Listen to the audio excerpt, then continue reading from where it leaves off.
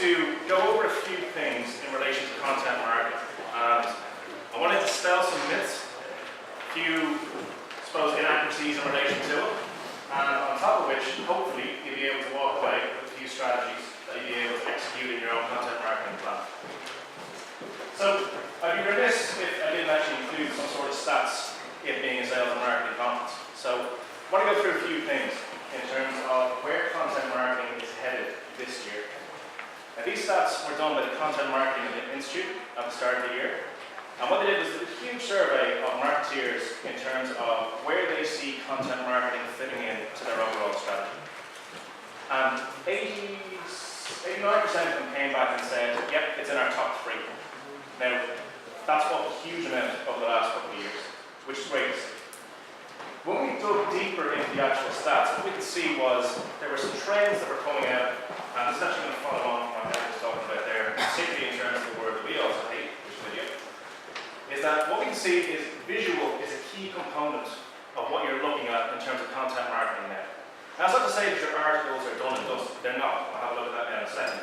But keep that in the back of your head as I go through this. Visual is key. So what we can see is illustrations and photos, 12% increase this year. Videos, 10% increase. Infographics, 10% increase. You can probably see a trend going on here. YouTube, 13% increase in terms of actually using that. And the big one was promote posts, an increase of 30%. That's because people have actually started to cop on. Inbound marketing is not about just creating your content and expecting everybody to find it. You have to put it out there. And when we go deeper again, we were actually looking at tactic usage. Social media was coming out on top, followed by e-newsletters, videos, case studies, and of course, articles. Now, this all depends where you are in terms of your actual funnel, which I'll turn on and have a look at now in a second. And the big challenges for content marketers was, first of all, producing engaging content, actually measuring the effectiveness of that, having a look at the return on investment, particularly if you're reporting to the MD or the C-level execs, and actually producing a variety of content that's going to be engaging with your audience and providing value. And they're the 2 key components of everything here. You want to engage with your audience and provide value. So, just to dig in. To understand content marketing, I suppose we've got to get down into its core. A lot of people think it's a case of sticking out a whole lot of e-newsletters and articles, and leave it at that. But to really understand how difficult it actually is, what we need to see is that it's a carefully targeted series of content across various mediums, be it email, articles, video, infographics, and it's done by professionals who are experts at actually influencing and reaching the people that you want to get to. And all of that will depend on what it is you're trying to do. So, is it to build brand loyalty? Is it to increase customer retention, decrease churn, increase recommendations, or increase sales? And depending on what you're trying to achieve at different parts of your actual strategy, your content is going to differ. Number 2, and that leads me on to strategy. If you don't have one, you're going to be banging your head against the wall. So you need to know what the end goal is.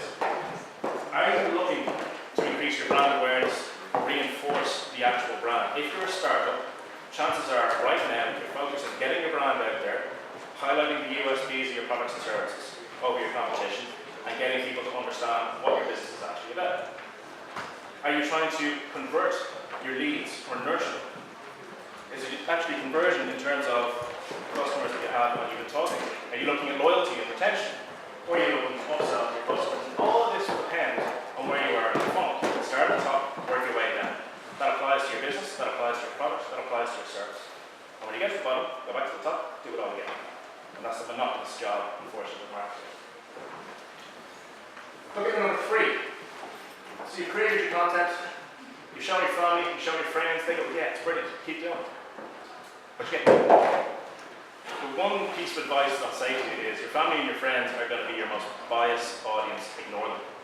Don't go near them in terms of testing your content, what works and what doesn't work. You need to understand your audience. So understand who it is that you're actually targeting.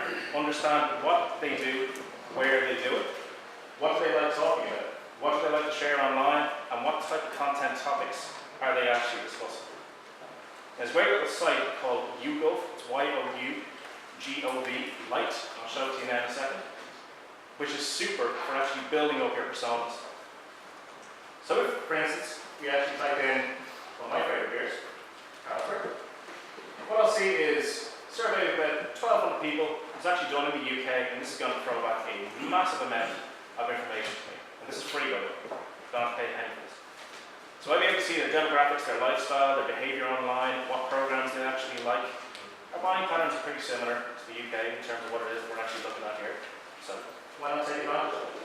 And this will go right down to what apps are people actually using the most that like the Carlsberg brand. Now you might think to yourself, why is that useful? Well, if I'm producing content and I'm promoting my content and I want to actually target specific apps through ad networks, that's very useful. So, you go. I want to check that out. Number 4. We hear this a lot. We'd love to make more visual content, but we don't have the budget. And it always puts a smile on my face when I actually hear that. Now, if you're David Attenborough, has anybody seen this, by the way? Yeah. Oh, this is superb. So David Attenborough did this virtual reality video in terms of prehistoric and Jurassic. But this is going to cost you a huge amount of money, clearly. Okay, so I doubt anybody in this room is going to produce videos or visual content of this quality. However, that doesn't mean that you can't actually do it. So when we look at video itself, what we can see is that by putting the word video in the email subject line, it actually increases open rates by 19%.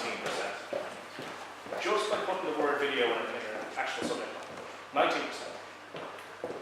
When we actually look at shoppers who go to a website through split testing, the ones who actually had a look at the video on the site of the product or service were nearly 2 times more likely to buy that than the ones who visited the same site and didn't have a look at the video. And when you look at Facebook, between April and November last year, video views increased from 4 billion to 8 billion per day. When you look at the posts that were actually put up, those that have a photograph or a video in the actual post on Facebook had a 50% greater open rate. So all of that is telling us people like to consume video. And the interesting part is that we actually really delve into the stats.